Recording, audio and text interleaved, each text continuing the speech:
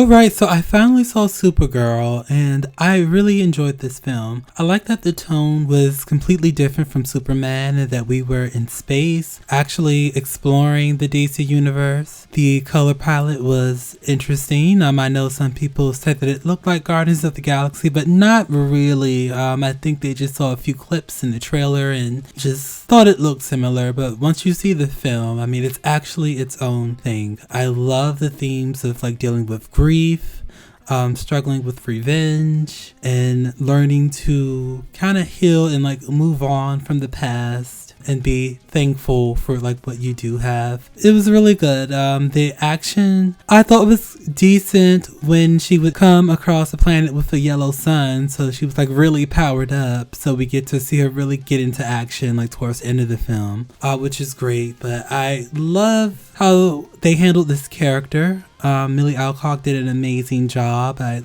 felt the heaviness of the character's grief and why she was basically struggling with her sorrow in traveling to these planets with the red sun so she can self-medicate and get drunk. So Jason Momoa did a great job as the character Lobo. He had a small role, sort of like a featured character, but I like what he brought to the role. He was literally born to play this role.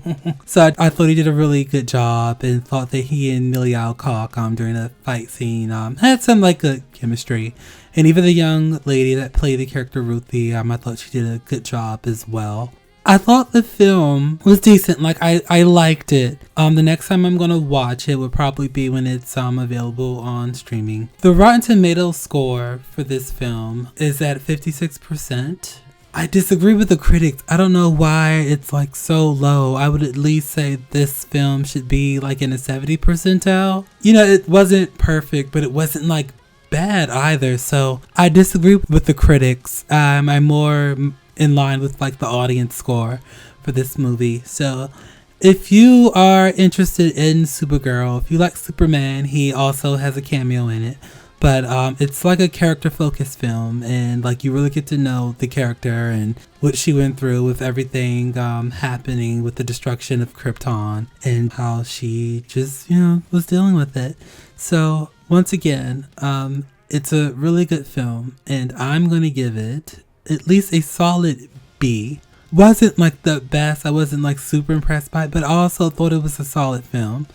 So nonetheless, I hope this is just like a hiccup and DCstudios doesn't blink and James Gunn and Peter Safran continue on with their plans for this universe.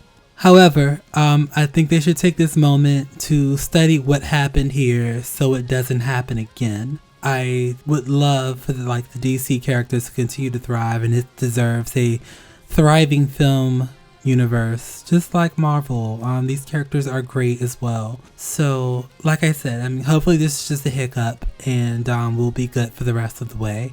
If you like this review, please like, comment, share, and subscribe.